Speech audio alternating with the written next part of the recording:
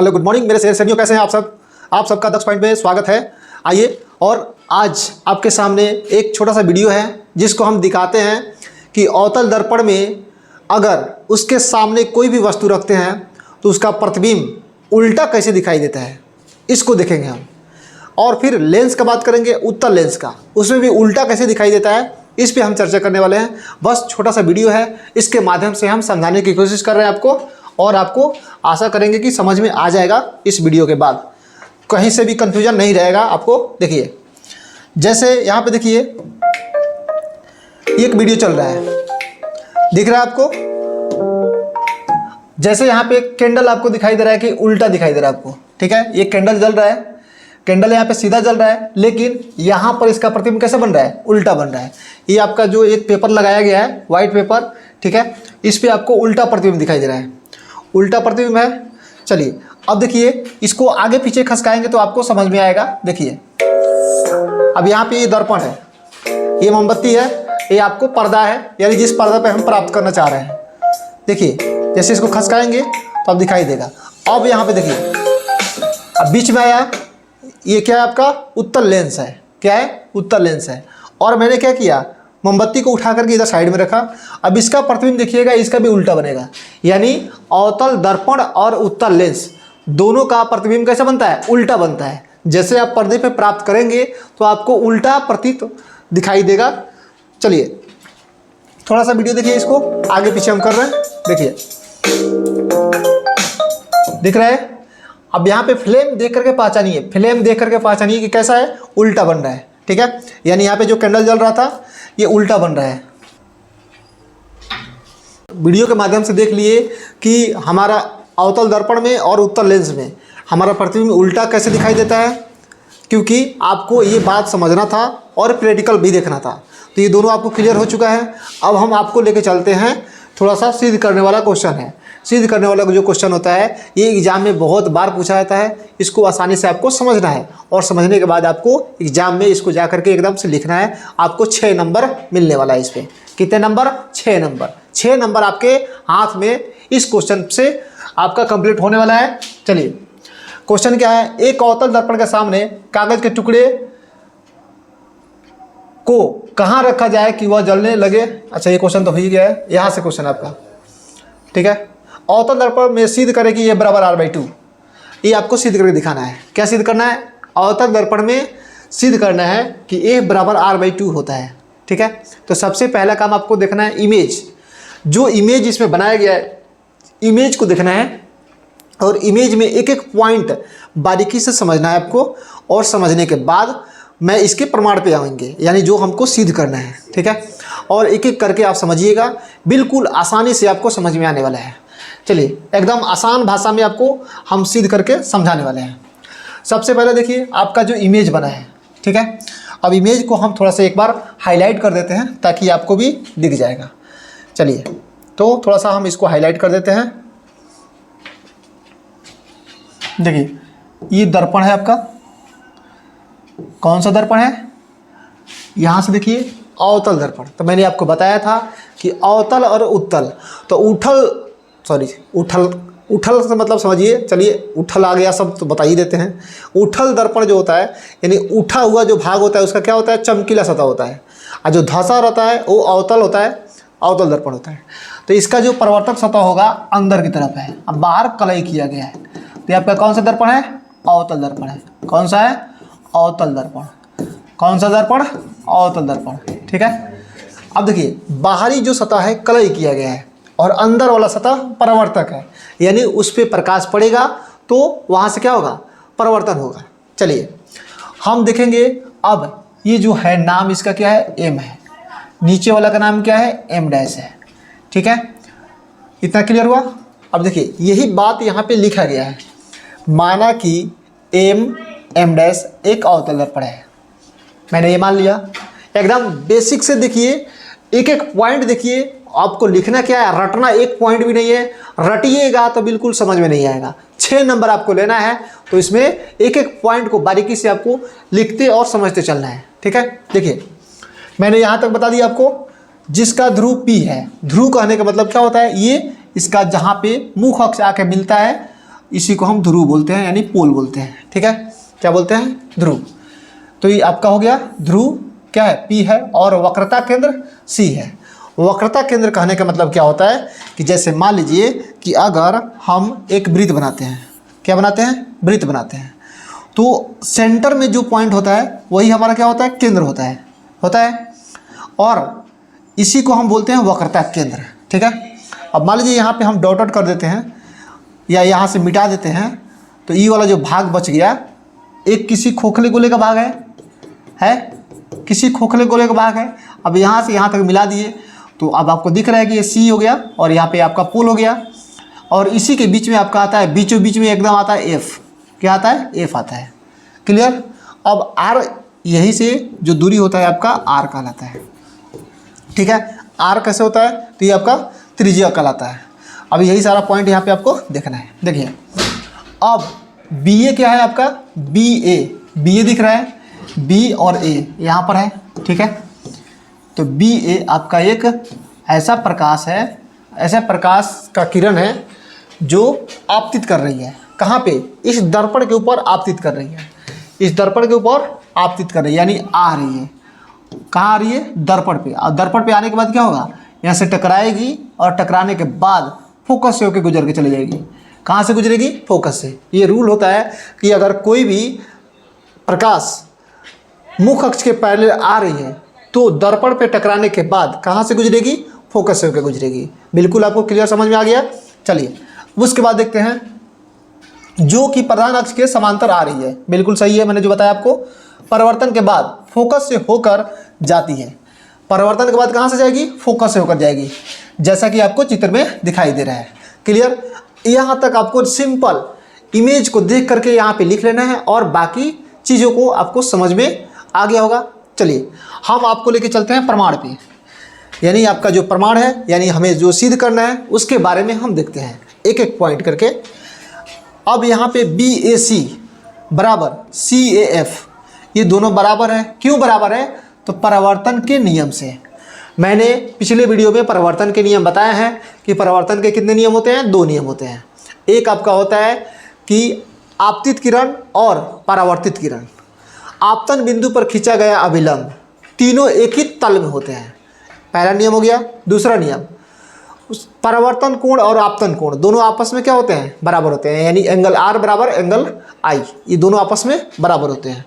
तो दूसरा जो नियम होता है हमारा परावर्तन का नियम, यानी यहाँ पे देखिए, अब जैसे यहाँ से अगर देखते हैं, ये हो गया हमारा प्रकाश गया और टकराने के बाद F से गुजर गया। अब बीच में आपका पड़ जाता है एक अभिलंब। क्या पड़ जाता है? अभिलंब। तो दोनों तरफ जो आपका एंगल बन रहा है, तो ये आ रहा है तो एंगल I बनाएगा, और ये यहाँ से रिफ्लेक्ट होके आया तो एंगल R बनाएगा आपका। क्या बनाएगा? Angle R। तो ये दोनों के दोनों आपका क्या होगा? बराबर होगा। एंगल I बराबर एंगल R, एंगल I बराबर एंगल R। किसके नियम से? परावर्तन के नियम से। ठीक है, चलिए उसके बाद हम देखते हैं BAC, इसका नाम बता दें। BAC, देखिए BAC कहाँ दिख रहा है आपको? B, A और C, यानी ये वाला एंगल आपको दिख रहा है। मैं थोड़ा सा कलर चेंज कर लेता हूँ ताकि आपको समझ में आ जाएगा। देखिए यहाँ से मैंने लिया BAC, यानी ये वाला कोण किसके बराबर है? CAF के। तो यहाँ से यहाँ तक आपका CAF बन रहा है, तो ये वाला कोण इसके बराबर हो जाएगा। उसके बाद अब यहाँ पे बता रहा है कि BAC और ACF। BAC ये वाला कोण जो है, यानी फर्स्ट वाला जो कोण है आपका, फर्स्ट वाला कोण जो है ये किसके बराबर होगा? तो इसके बराबर होगा, यानी ACF के। यहाँ पे A है और यहाँ पे C है और यहाँ पे F, तो ये वाला कोण इसके बराबर होगा। क्यों होगा? क्योंकि एकांतर कोण से होता है। आपने मैथ में पढ़ा होगा 9th क्लास में कि ये वाला कोण जब इसके बराबर होगा तो इसको हम बोलते हैं एकांतर कोण, यानी अंत एकांतर कोण बोलते हैं, या आप ऐसे बनाए होंगे। ठीक है, तो देखिए ये जेड की तरफ बन रहा है, ये वाला कोण और ये वाला कोण बन रहा है, तो इसी को अगर ऐसे कर देंगे तो ये कोण और ये कोण दोनों क्या हो जाएगा? बराबर होगा। तो इसलिए यहाँ पे हम बोले हैं कि BAC और ACF। तो BAC ये दिख रहा है और ACF, यानी ये वाला कोण बन रहा है, और ये वाला कोण, ये दोनों एकांतर कोण से बराबर हो जाएगा। तो यहाँ पे बोलेंगे एकांतर अंतःकोण से, यानी अंदर अंदर बनता है तो अंतः बोलते हैं, और बाहरी बाहरी बनेगा तो बाह्य बोलेंगे। इतना आपको क्लियर हो गया होगा। चलिए अब देखिए, अब यहाँ पे BAC दिख रहा है और यहाँ भी BAC दिख रहा है, तो ये दोनों कॉमन वर्ड हो गया। तो इसको अगर आप क्रॉस कर दीजिएगा, यानी कॉमन हो गया तो उसको हटा दीजिए, तो ये वाला कोण इस कोण के बराबर हो जाएगा। तो देखिए CAF बराबर हो जाएगा ACF के, ठीक है। तो समीकरण 1 और 2 इसको मान लिए हैं, और समीकरण 1 और 2 को जब हल करेंगे तो हमें ये दोनों आपस में बराबर हो जाएगा। चलिए बाकी आपको कैलकुलेशन समझ में आ रहा होगा, ज़्यादा एक्सप्लेन करने की ज़रूरत नहीं है, समय बचाने की ज़रूरत है यहाँ पे। चलिए आपको इतना समझ में आ गया होगा, आप 10th क्लास के विद्यार्थी हैं, ज़्यादा डीपली नहीं चलना है। चलिए अब आइए हम बात करेंगे अब त्रिभुज AFC में। किस त्रिभुज में बात करने वाले हैं? AFC में। अब AFC में देखना है आपको CAF बराबर ACF, ये दोनों आपको देखना है, ये दोनों आपको देखना है कि कैसे बराबर हो रहा है। चलिए इसको हम दिखाते हैं आपको। त्रिभुज AFC, ध्यान रखिएगा, त्रिभुज देखिए कहाँ पे बन रहा है, AFC। अभी पूरा त्रिभुज आपका तैयार हो रहा है। जैसे मान लीजिए कि यहाँ पे आपका त्रिभुज बन रहा है AFC, पूरा का पूरा त्रिभुज बना। अब AFC में दिख रहा है, यहाँ से आपको CAF और ACF बराबर होना चाहिए। कौन सा? थोड़ा सा मैं लेके चलता हूँ आपको ऊपर।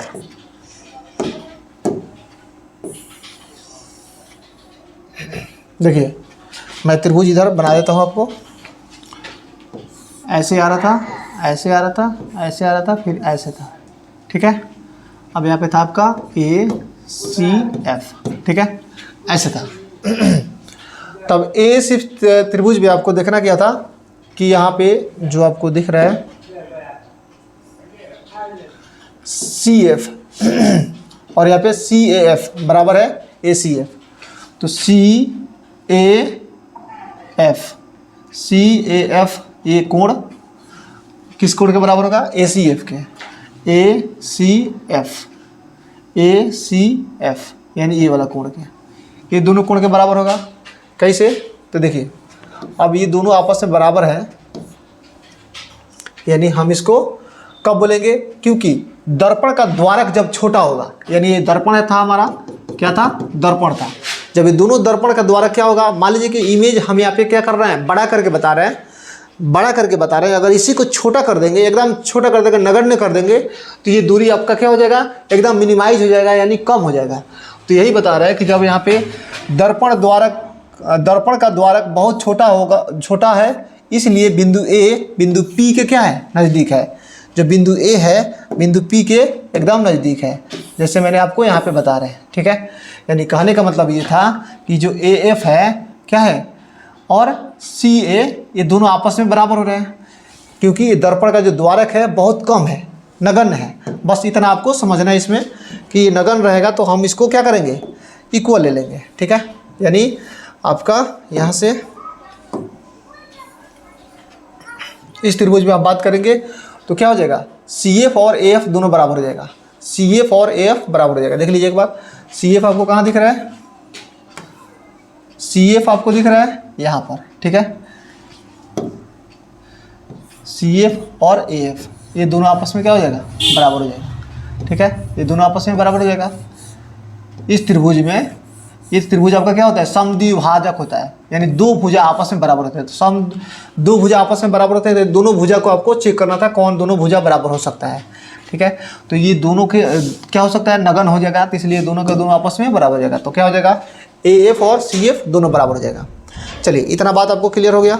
उसके बाद अब इसके बाद देखते हैं, अब इतना क्लियर हो गया। उसके बाद देखिए, जब ये बराबर हो जाएगा आपका, तो AF बराबर PF भी हो सकता है। कैसे होगा? तो देखिए ये समीकरण 3 हो जाएगा आपका, समीकरण 4।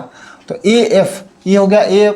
जब ये नगण्य था तो ये वाला दूरी जब जैसे बराबर हो रहा है इसके, ठीक है, तो ये इसके बराबर है, तो ये भी इसके क्या हो जाएगा? बराबर हो जाएगा।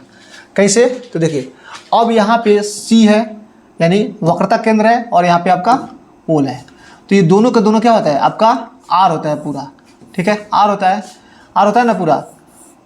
या ऐसे छोड़िए, आप यहाँ से देखिए ये वाला दूरी इस दूरी के बराबर है, तो ये जब इसके बराबर है तो ये वाला इसके बराबर हो जाएगा। तो यही से आपको दोनों को बराबर लेके चलना है। तो ए एफ का मान देखिए, ए एफ ही हो गया और पी एफ ही हो जाएगा। इक्वेशन 4, समीकरण 3 और 4 देख लीजिए। अब जब समीकरण 3 और 4 को मैच करेंगे तो देखिए इसमें कौन कौन आपका कॉमन दिख रहा है। तो ए एफ दोनों में दिख रहा है, तो ए एफ और ए एफ क्या हो जाएगा, साइड हो जाएगा और बच जाएगा आपका सी एफ बराबर पी एफ। तो सी एफ बराबर पी एफ हो गया। अब पी एफ देखिए कहाँ से कहाँ तक है, पी एफ यहाँ से यहाँ तक है, ठीक है, और सी एफ आपका यहाँ से यहाँ तक है, ठीक है। अब उसके बाद देखिए अब क्या करेंगे कि पूरा इस सी एफ और पी एफ जो है क्या दिख रहा है, पी सी दिख रहा है। तो सी एफ और पी एफ को जैसे इस दोनों को जोड़ेंगे तो किसके बराबर होगा, पी सी के बराबर। यानी हम यहाँ पे रख लेंगे पी सी बराबर क्या हो सकता है, तो पूरा का मान देखिए पी एफ और सी एफ। तो यहाँ पे बोल देंगे P F plus C F. जब दोनों को जोड़ेंगे तो क्या मिलेगा, पी सी मिलेगा। तो इसी को आप सोल्व करके लेके चलना है, पी सी बराबर C F plus P F, ठीक है। तो देखिए अब यहाँ पे देखिए सी एफ और पी एफ दोनों दिख रहा है। तो सी एफ और पी एफ कहाँ है, ये सी एफ हो गया, पी एफ हो गया। जब आपको यहाँ पे दिखाई दे रहा है कि दोनों आपस में बराबर हैं, तो दोनों की जगह पर आप क्या कीजिएगा, किसी एक को पुट कर सकते हैं, किसी एक को। तो इसके मान लीजिए कि अगर सी एफ को हटा के पी एफ रख देते हैं तो 2 पी एफ हो जाएगा। यानी अगर P F plus P F रख दीजिएगा तो क्या मिलेगा, यहाँ पे 1 पी एफ और यहाँ पे 1 पी एफ, कितना हो गया 2 पी एफ। इसमें से किसी एक को हटा देना था, जैसे मान लीजिए कि यहाँ पे इसको हटा दीजिए और इसकी जगह पर पी एफ रख दीजिए, तो कितना हो जाएगा 2 पी एफ और पी सी रहेगा आपका। तो पी सी पूरा का पूरा यहाँ से आपका क्या हो जाएगा, पी सी को मैंने क्या माने हैं, आर, ठीक है। मैंने पी सी को क्या माने हैं, आर।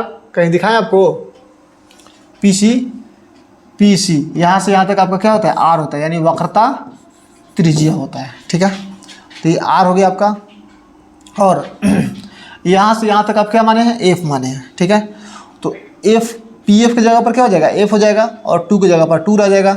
तब यहीं से आपका कैलकुलेशन तैयार होके आता है, यहीं से कैलकुलेशन आपका तैयार होके आता है कि आर बराबर 2f। तो ये 2 इधर गुना में है तो इधर आके क्या हो जाएगा, भागा में।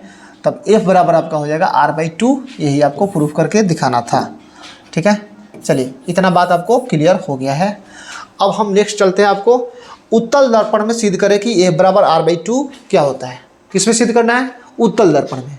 एक मैंने सिद्ध करके बता दिया, अब दूसरी का देखते हैं, उत्तल दर्पण, ठीक है। देखिए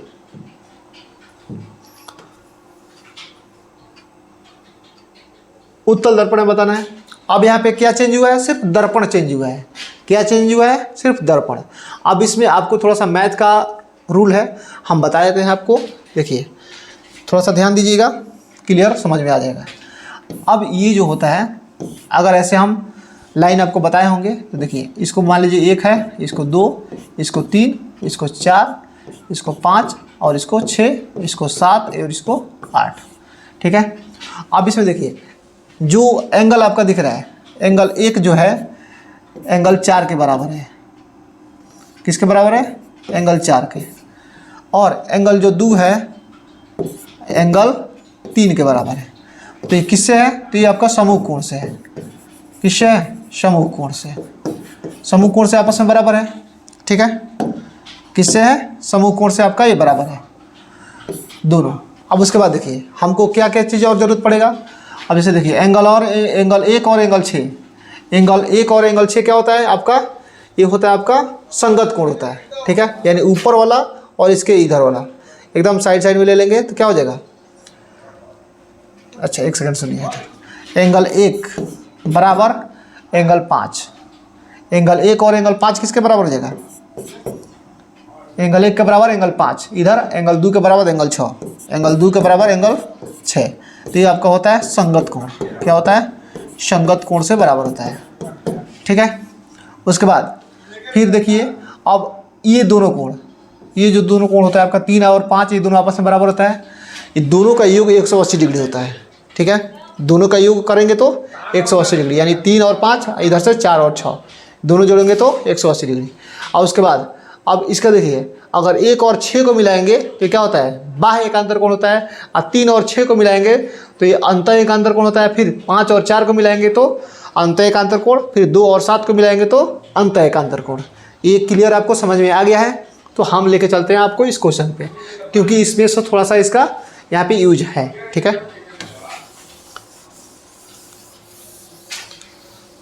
ताकि इसमें आप समझाएंगे आपको तो क्लियर समझ में आ जाएगा, कहीं कन्फ्यूजन नहीं रहने वाला है। सबसे पहला काम आपको इमेज बता रहे हैं, इमेज बताएंगे। इमेज का नाम क्या रखा गया है, मैं यहाँ पे देखिए एम और एम डैश रखा गया है। क्या रखा गया है? एम और एम डैश। यानी आपका माना कि एम और एम डैश एक उत्तल दर्पण है। कौन सा दर्पण है? उत्तल दर्पण, जिसका ध्रुव P है तथा वक्रता केंद्र C है। इतना आपको लिखने आ जाएगा, इसमें कोई दिक्कत नहीं होगा। अब यहाँ पे हम रे कौन सा भेजे हैं? देखिए AB रे भेजे हैं। आपको दिख रहा होगा यहाँ पे A है और यहाँ पे B है। ठीक है, यानी जो रे भेजे हैं कौन सा रे है? AB है। ठीक है, आपतित किरण है जो प्रधान अक्ष के क्या जा रही है? समांतर जा रही है या आ रही है, बोल सकते हैं वही। परावर्तन के बाद फोकस से होकर जाती हुई प्रतीत होती है, और परावर्तन के बाद फोकस से जाती हुई प्रतीत होती है। क्योंकि अगर हम दर्पण ऐसे बना रहे हैं जिसके अंदर से कलई किया गया है, क्या किया गया है? अंदर से कलई किया गया है, तो बताइए हम प्रकाश किधर से भेजेंगे? इधर से भेजेंगे कि इधर से भेजेंगे? आप ही बताइए। जिधर से परावर्तक सतह रहेगा उधर से न भेजेंगे। चलिए अब क्या करेंगे, परावर्तक सतह हमारा इधर है तो इधर से प्रकाश भेजेंगे। जब इधर से प्रकाश भेजेंगे तो आपको ये टकरा करके, जैसे कर्व है तो इधर भागेगा। ठीक है, अगर ऐसे रहता तब इधर भागता, लेकिन कर्व है ऐसे तो इसका प्रकाश किधर जाएगा? इधर की तरफ मूव कर जाएगा। अब देखिए, अब जब आपका दर्पण ऐसे है तो इधर हमारा फोकस नहीं ना बनेगा। फोकस हमारा कहाँ बनेगा? जैसे मान लीजिए कि हमारा ये जो दर्पण है किसी खोखले गोले का भाग है, तो गोला किधर बनाएंगे? इधर बनाएंगे, इधर बनाएंगे, ना कि इधर बनाएंगे। इधर साइड में तो नहीं ना बनेगा, नहीं बनेगा, हमारा इधर साइड में बनेगा। जब इधर साइड में बनेगा तो क्या होगा? हमारा फोकस इधर रहेगा और वक्रता केंद्र भी इधर रहेगा। तो बताइए कि अगर फोकस हम इधर रख लेते हैं, ठीक है, तो ये जो रे आपका इधर से भाग गया, इधर से निकल के चला गया, किधर गया? इधर से निकल के ऐसे चला गया। ठीक है, अब देखो, अब आपको ये लग रहा है कि किधर से आ रहा है, कि जो इधर गया तो आपको देखने में लगेगा कि फोकस से होकर आ रही है। कहाँ से आ रही है? फोकस से होकर। फोकस से जाती हुई प्रतीत होती है, यानी इधर से लग रहा है कि निकल के जा रहा है। ठीक है, बस यही बात है। तथा CA एक अविलंब है। अब इसमें जो CA आपका दिख रहा है, C और A, ठीक है, CA क्या है आपका? एक अविलंब बन रहा है। यानी जो आपको ये दिख रहा है कौन सा? ये वाला। ठीक है,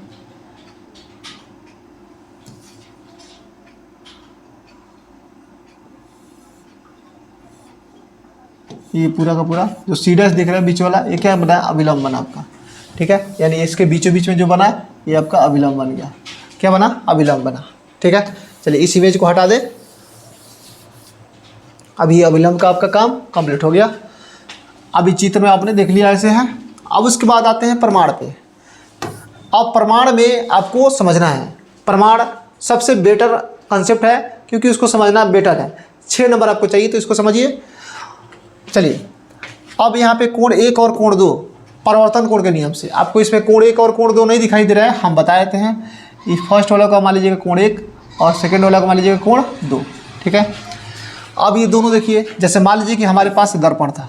ठीक है, जैसे मैंने इस पर रे भेजा और यहाँ से चला गया इधर की तरफ, जैसे इधर से आया और इधर गया तो बीच में आपका अविलंब पड़ा।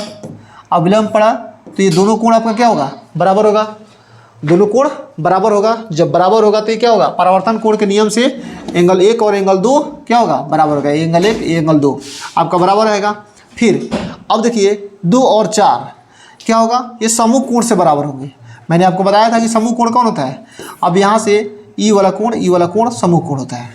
ठीक है, अब देखिए जैसे अब ये कोण है और ये कोण है, दोनों दिख रहे हैं, यानी 1 और 2 दोनों बराबर होगा। तो इधर जो हम रखेंगे ये भी बराबर होगा। तो यहाँ पे हम रख लेते हैं, इधर 2 रखे थे तो इसको हम 3 रख लेते हैं। अब फिर आगे हम देखेंगे इसको 3 रख लेते हैं। ठीक है, यानी जो हमारा यहाँ पे ये दर्पण है, दर्पण पर से गया इधर,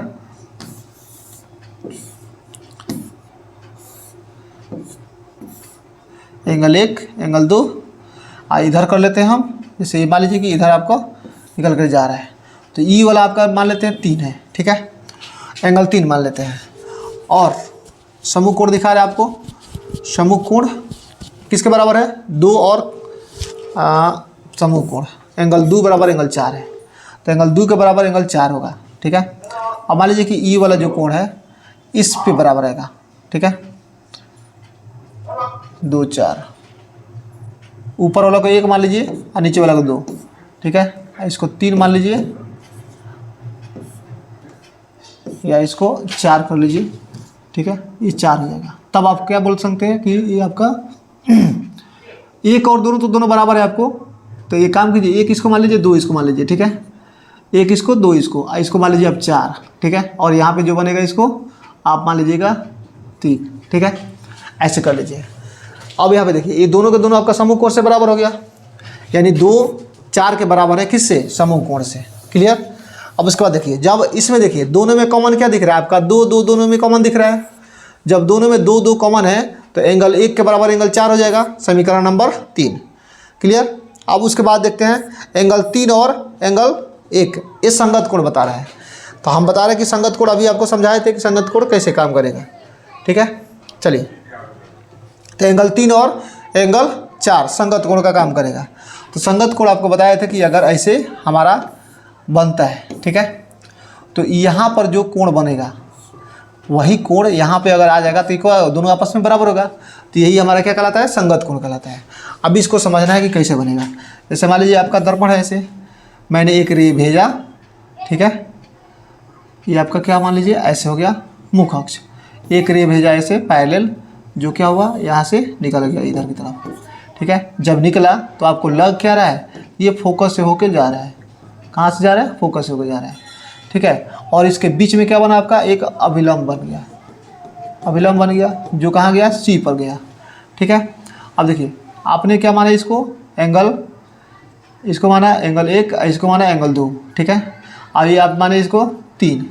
अब देखिए, अब ये जो क्रॉस हो रहा है, देखिए ध्यान से ये वाला। ठीक है, ये वाला जो क्रॉस हो रहा है, तो देखिए अब ये वाला क्रॉस को आप इसको थोड़ा सा तिरछा करके देखिए, यानी कोण एक यहाँ पे बन रहा है, एक कोण यहाँ पे बन रहा है, यानी एक कोण यहाँ पे बन रहा है, एक कोण यहाँ पे बन रहा है। इसको थोड़ा सा और अगर इधर आप निकाल देते हैं ऐसे, यानी गया तो ऐसे चला गया। अब देखिए ये आपका पूरा का पूरा बन गया, तो इधर वाला जो एंगल है इस एंगल के बराबर होगा। तो यहीं पे आपका बन जाएगा क्या? एंगल, इधर हम 4 लिए थे, इसमें इसको 3 ले लीजिए। तो यही आपका दिखा रहा है कि एंगल जो आपका संगत कोण है 1 के बराबर कौन होगा? 3 होगा। 1 के बराबर कौन होगा? 3 होगा। इसको 1 माने थे, किसको? इसको 1 माने, इसको 2 माने, तो 1 के बराबर आपका 3 होगा, यहाँ पे 4 माने थे। ठीक है, चलिए, तो यही होगा आपका संगत कोण। अब जब इस समीकरण को 3 और 4 को देखते हैं, 3 और 4 को देखते हैं, तो दोनों में देखिए कॉमन क्या दिख रहा है? 1 1 कॉमन दिख रहा है, तो 1 1 आपका कैंसिल आउट हो जाएगा, तो एंगल कोण 4 के बराबर कोण 3 हो जाएगा आपका। तो कोण 4 के बराबर कोण 3 हो गया। अब त्रिभुज किस में बात करेंगे? AFC में। किस में बात करेंगे? त्रिभुज AFC में। अब त्रिभुज AFC में देखते हैं, त्रिभुज AFC आप पहले आपको बता दें कि कहाँ पे है। त्रिभुज AFC देखिए, त्रिभुज AFC दिख रहा है, तो यहाँ से आपको ये त्रिभुज तैयार हो रहा है, ये त्रिभुज तैयार हो रहा है, ये वाला। ठीक है, ये त्रिभुज तैयार हो रहा है उस साइड में। अब उसमें आपको देखना है क्लियर।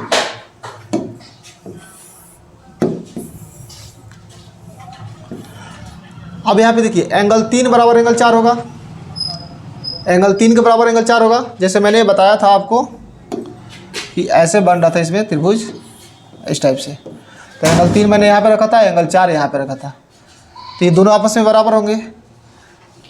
क्यों बराबर होंगे? क्योंकि मैंने यहाँ पे समीकरण 3 और 4 को हल किया तो यहीं से बराबर आ रहा है। ठीक है, और उसके बाद अब 3 और 4 का नाम बताइए क्या होगा? तो 3 और 4 का नाम क्या हो जाएगा? AF और CF। ठीक है, AF और CF देख लीजिए कैसे हो रहा है। यहाँ पे एक बार और आपको दिखा दें ऊपर से, AF और CF ये दोनों आपका बराबर हो जाएगा। यहाँ पे देखिए AF, यानी यहाँ पे मान लीजिए कि A है और F है, और यहीं से AF और CF दोनों आपस में बराबर हो जाएगा। उसके बाद देखिए क्यों? क्योंकि यदि दर्पण का द्वारक बहुत छोटा होगा तब हम क्या बोलेंगे? यहाँ से AF और CF दोनों का द्वारक क्या हो जाएगा? बहुत छोटा रहेगा। तब जब छोटा होगा तब क्या करेंगे? AF बराबर PF कर देंगे, यानी AF बराबर PF कर लेंगे, यानी ये वाला दूरी, ये A को यहाँ पे समझिएगा। ठीक ठीक है। ए को यहाँ समझिएगा, ए को यहाँ समझिएगा और पी को यहाँ समझिएगा। यहाँ पे ए समझिएगा और यहाँ पे तो देखिए ए एफ यानी ए से एफ तक और पी से एफ तक यानी पी से एफ तक। अब दर्पण का द्वारक बहुत छोटा होगा तब दिखना है, यानी मैंने यहाँ पे क्या किया है, दर्पण का जो द्वारक है इसको ज़्यादा जूम कर दिए हैं तो आपको उसमें दिख रहा है। यानी समझिए कि अगर छोटा करेंगे तो ये आपका नगण्य दूरी होगा। जब एकदम नगण्य दूरी होगा तो आपको ये दोनों का दोनों क्या होगा, आपस में बराबर होगा। तो ए बराबर पी एफ आपस में बराबर हो जाएगा, ठीक है। अब यहीं से देखिए, अब समीकरण और 5, 6 और 5 में देखते हैं। तो 5 में और 6 में देखिए ए एफ इसमें भी दिख रहा है और ए एफ इसमें भी दिख रहा है। तो ए एफ और ए एफ क्या हो जाएगा, कैंसिल आउट हो जाएगा, बच जाएगा आपका सी एफ। अब सी एफ बच जाएगा, सी एफ बराबर पी एफ।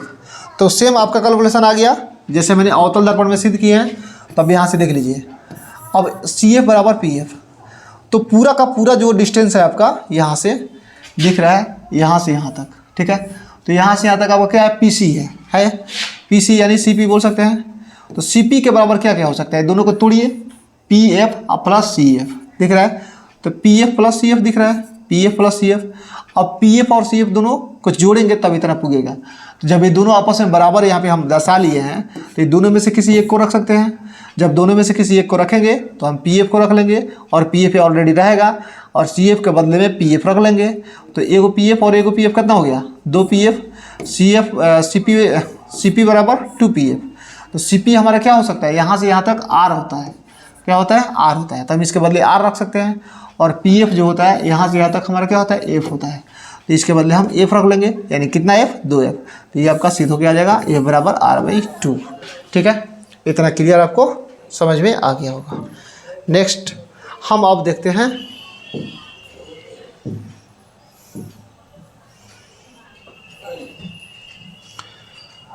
अब आते हैं दर्पण सूत्र पे। किस पे, दर्पण सूत्र पे। थोड़ा सा देखिए दर्पण सूत्र, उसके बाद फिर सिद्ध करने वाला क्वेश्चन है, उसको सिद्ध करते हैं।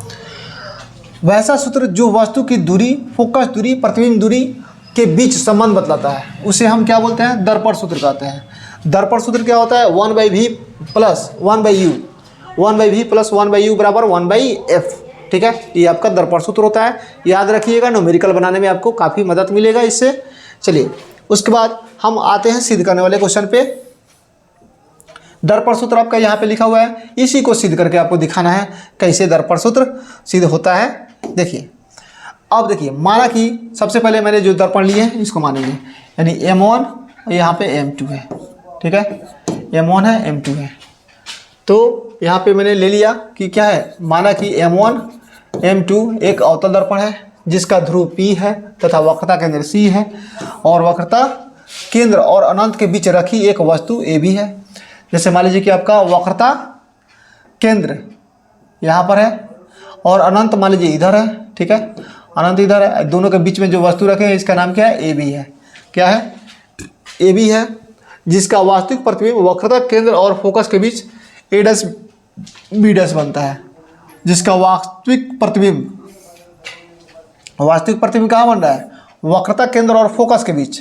वक्रता केंद्र ये है, फोकस ये है, दोनों के बीच में बन रहा है। तो इसका नाम हो गया A', B'। क्लियर, बन रहा है जैसा कि आपको चित्र में बनाया गया है। क्लियर। अब आते हैं प्रमाण पे। और प्रमाण में देखिए, अब यहाँ पे बता रहे त्रिभुज BAC तथा B'A'C, 2 त्रिभुज लेना है हमको।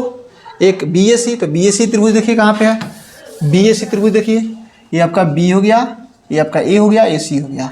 मैं आपको अलग अलग कलर से बता देता हूँ, ये 2 त्रिभुज आपको दिख रहे हैं, ठीक है। और B'C'A, B'A'C, तो B'A'C आपको ये त्रिभुज दिख रहा है, ये दोनों आपको क्लियर समझ में आ रहा होगा। ये दोनों त्रिभुज आपको सामने है।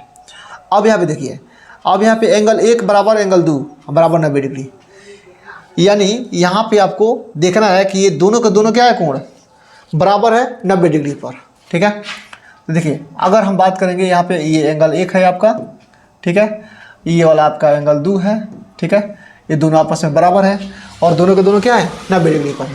देख लीजिए, कोण 1 और कोण 2 क्या है, दोनों आपस में बराबर है और दोनों कोण 90 डिग्री पर है। और 3 और 4 जैसे मान लीजिए कि हमारा एंगल हो जाएगा यहाँ पर 3, यहाँ पे हो जाएगा 4।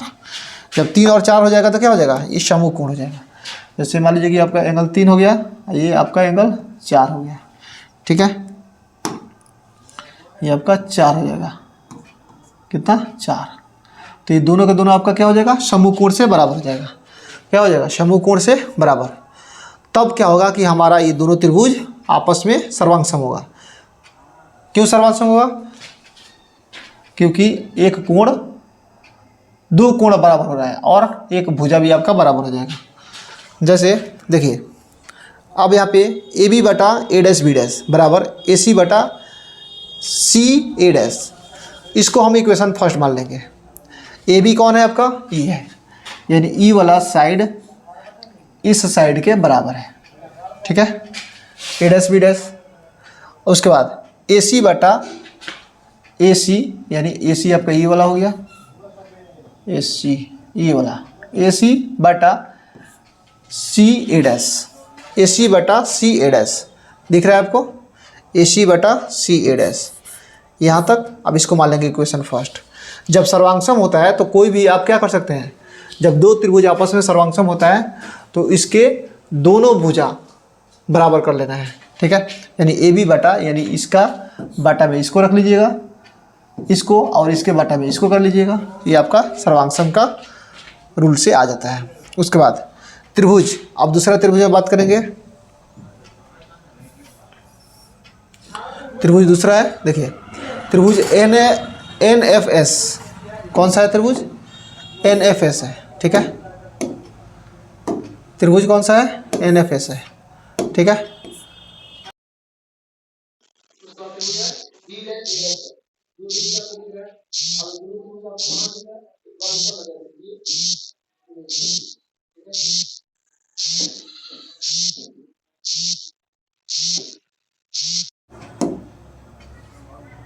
चलिए अब देखिए मेरा पास त्रिभुज है N F S, N F S देखिए कहाँ पे, एन एफ एस, ठीक है, इसको मान लीजिए एस है, क्या मान लीजिए एस है, तो ये आपका एन एफ एस, ये त्रिभुज हो गया, हो गया। उसके बाद फिर एक और त्रिभुज आपका बी डैश ए डैश एफ, तो बी डैश ए डैश एफ, यानी ये वाला त्रिभुज, ठीक है। मैंने एक बार क्या कर दिया, इधर वाला दोनों त्रिभुज को सिद्ध करके बताया, और फिर इधर वाला त्रिभुज से, ठीक है, ये दोनों त्रिभुज से एक एक समीकरण निकाल करके उसको सोल्व करेंगे। तो अब इस समीकरण में देखिए जैसे इधर किए हैं सेम वैसे ही काम इधर भी करना है, ठीक है। चलिए तो अब दोनों जैसे ऊपर किए थे सेम काम यहाँ भी करना है। अब सेम काम कीजिएगा तो आपको एकदम पूरा का पूरा क्लियर हो जाएगा। देखिए अब यहाँ पे 5 और 6 एंगल क्या हो जाएगा, 90 डिग्री पे हो जाएगा, जैसे मैंने आपको बताया था उसमें, वैसे ही इसमें भी कर लीजिएगा। मान लीजिएगा 5 और 6 और 7 और 8 क्या हो जाएगा, समूह कोण हो जाएगा।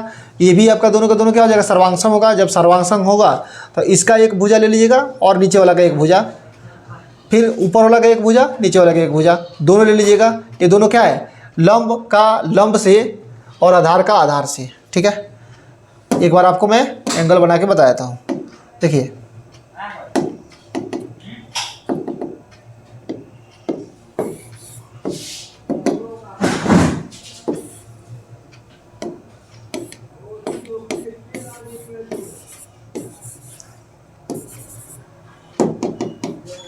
मक्खी आके बैठ गई कहाँ से।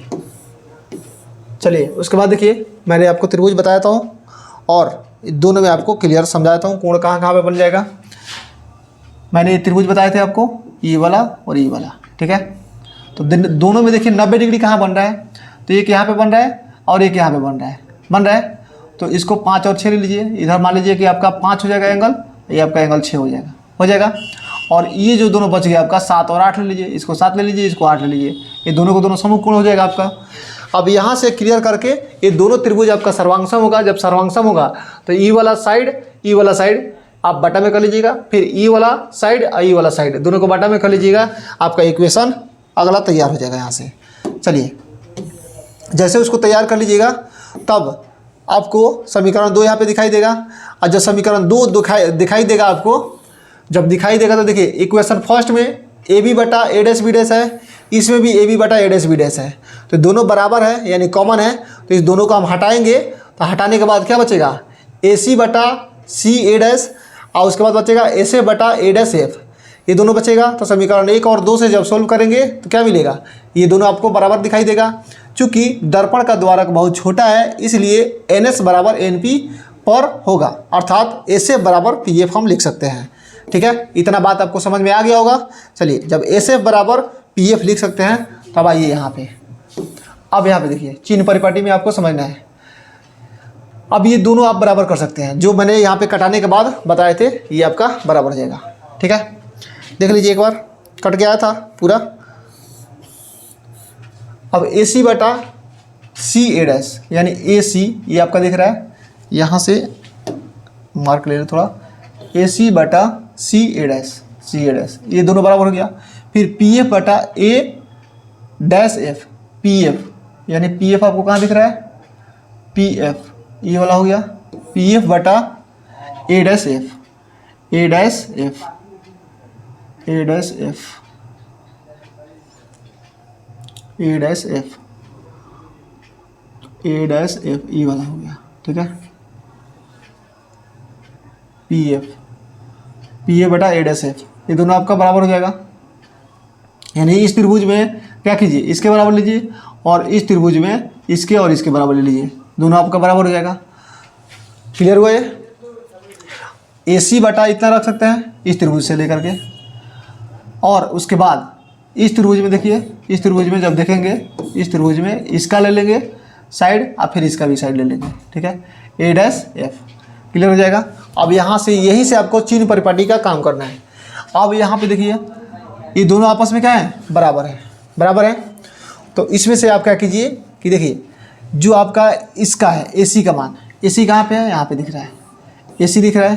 तो ए सी को हम क्या लिख सकते हैं, P A minus P C, P A minus P C लिख सकते हैं, P A minus P C. अब यहाँ पे पूरा का पूरा देखिए, जब मान लीजिए द्वारक छोटा है तो क्या हो सकता है, यहाँ से लेके यहाँ तक पूरा का पूरा ये से मान लीजिए, तो P A minus P C, P A minus P C, पूरा का पूरा पी ए मान लीजिए कि यहाँ पे यहाँ तक आपका हो गया पी ए, हाई पी हो गया, हाई ए हो गया। ठीक है, इसमें से आपको घटाना है पी सी, तो बीच में सी आ गया, तो पी सी को घटाइए तो क्या बचेगा, ए सी बचेगा आपका। ठीक है, तो यही ए सी वाला काम है यहाँ पे। यानी मान लीजिए कि आपका पी सी हो गया यहाँ से यहाँ तक, ये हो गया ए सी। अब पूरा का पूरा हम बोले कि पी ए, क्या कर देंगे, पी ए, पी ए में से जब पी सी घटाएगा तो क्या बचेगा, ए सी बचेगा। तो ए सी आपका ऊपर है, तो ए सी का वैल्यू आप इधर रख सकते हैं। ठीक है, चलिए, द्वारक छोटा है इसके कारण से मैंने ऐसे करके आपको बता रहे हैं। उसके बाद फिर पी एफ का वैसे चर्चा कीजिए, यानी देखिए पी एफ, ये पी एफ हो गया, तो पी एफ के बदले आप क्या लिखिएगा, फिर यहाँ से आइएगा आप, या पी एफ को रहने दीजिए, उसको चेंज मत कीजिए। ठीक है, पी एफ आपका रहेगा क्योंकि हमें आर का मान निकालना है, तो पी एफ वैसे ही रह जाएगा। ए एफ को चेंज कीजिए, आपको ए एफ दिख रहा है। ठीक है, अब ए एफ पूरा ऐसे दिख लीजिए, इसको पूरा ऐसे सीधा कीजिए, ए एफ दिखाई देगा आपको, क्या दिखाई देगा, ए एफ। अब ए एफ में अगर बात करते हैं तो देखिए अब क्या होगा कि P A dash, P A dash, P A dash दिखाई देगा, और उसमें से क्या करेंगे, पी एफ घटा देंगे। मान लीजिए कि पूरा का पूरा आपका क्या है, पी, यहाँ पे एफ है। ठीक है, भाई पी हो गया, हाई एफ हो गया। अब इसमें से आपको क्या करना है, अब बीच में आ गया ए। ठीक है, ए डैश है, तो पी ए डैश में से आपको क्या करना है, ये आपका हो गया पी। ठीक है, ये आपका हो गया ए डैश, अब बीच में आ गया आपका एफ। ठीक है, तो पी ए में से, पी ए डैश में से, पी ए डैश में से आपको क्या करना है, घटाना है पी एफ को। पी एफ को जब घटाइएगा तो आपका क्या बचेगा, पी ए डैश में से पी एफ को घटाइएगा तो आपका बचेगा ए डैश एफ। ए डैश एफ यहाँ पे लिखा हुआ है, यही बचेगा। बस यही चिन्ह परिपाटी में आपको समझना है। इमेज में थोड़ा सा द्वारक छोटा होने के कारण ऐसे ऐसे आपको लग रहा होगा टेढ़ा जा रहा है, लेकिन ऐसे आपको क्लियर समझ में आ गया होगा। उसके बाद देखिए अब चिन्ह परिपाटी में क्या हो जाएगा, पी एफ के बदले आपको रखना है माइनस का एफ। पी एफ आपका कहाँ दिख रहा है, पी एफ कहाँ दिख रहा है आपको, यहाँ पर दिख रहा है, तो माइनस की तरफ है इधर। ठीक है, और पी ए कहाँ दिख रहा है आपका, ये है, तो पी ए का वैल्यू क्या हो जाएगा, भी यानी माइनस में रहेगा। पी सी कहाँ है आपका, इधर है, तो ये भी क्या हो जाएगा, माइनस का 2f। ठीक है, और PC माइनस का 2f क्यों रखें, क्योंकि PC आपका 2 पार हो जाएगा। देखिए यहाँ पे अब यहाँ से यहाँ तक हो रहा है, तो ये f यहाँ तक हो गया। अब फिर इधर भी आपका f का दूरी है, यानी पूरा का पूरा जो होता है C यहाँ तक होता है। तो C में आपका क्या होता है, f यहाँ तक होता है, यानी यहाँ से यहाँ तक ही f होता है। फिर यहाँ से यहाँ तक अगर f मान लेंगे तो f कितना हो जाएगा 2f, तो इसलिए इसको 2f मान लिए हैं। फिर उसके बाद PA के बराबर माइनस U। क्लियर, ये दोनों हो गया। अब देखिए अब इसी को क्या करना है, आपको उठा के बैठा लेना है इस पर। ठीक है, जैसे इसको आप चेंज करके बैठाएंगे तो आपको पूरा का पूरा सीध होके आ जाएगा। चिन्ह परिपाटी से देखिए, अब ऊपर वाला पॉइंट जो था आपका यहाँ पे दिख रहा होगा,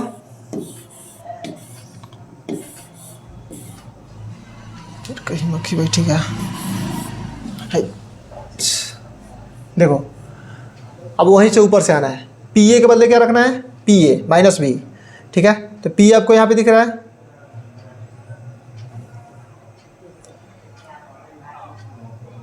PA है तो PA डैश है, यहाँ पे PA है तो माइनस का U रखेंगे यहाँ पर।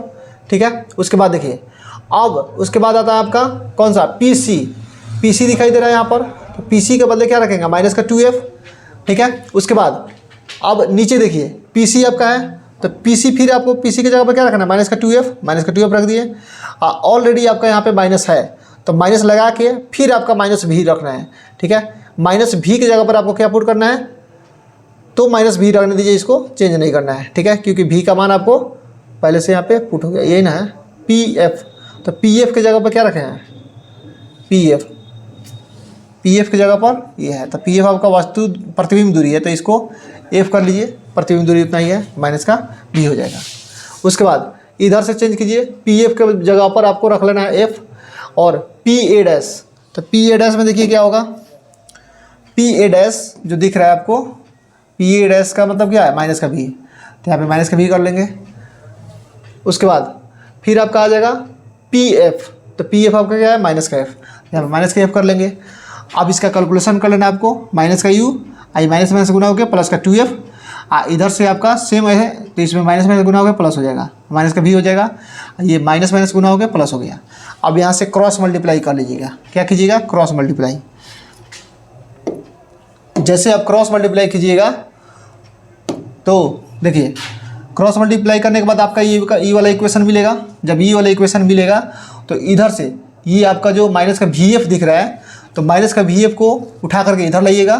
ठीक है, और उसके बाद ये 2f स्क्वायर दिख रहा है आपको, ये प्लस में है, इधर भी ये प्लस में है। ठीक है, तो जब इसको उठाकर उधर भेजेंगे तो ये दोनों कट जाएगा, यानी दोनों का कहानी खत्म हो जाएगा वहाँ से। तो आपको बचेगा इसमें क्या, सिर्फ आपका बचेगा UV, यानी UV बचेगा, और बराबर के उधर क्या क्या जा रहा है आपका, देखिए ये माइनस का F भी है, ये प्लस का 2f भी है, यहाँ पे UF है।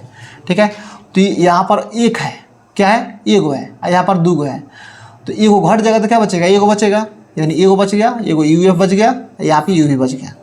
अब दोनों तरफ आपको क्या करना है, UVF से भाग देना है। दोनों तरफ क्या कीजिएगा, UVF से भाग दीजिएगा। जैसे दोनों तरफ UVF से भाग दीजिएगा तो क्या होगा, आपको U से U खत्म हो जाएगा, V से V खत्म हो जाएगा, F से F खत्म हो जाएगा, D से V खत्म हो जाएगा, U से U खत्म हो जाएगा, F से F खत्म हो जाएगा। तो बचा क्या, ऊपर क्या बचा, एक, नीचे क्या बचा, F, ऊपर क्या बचा, एक, नीचे क्या बचा, U, ऊपर क्या बचा, एक, नीचे क्या बचा, V। तो ये आपका बन गया, यही आपका सूत्र तैयार होके आ गया, किसका,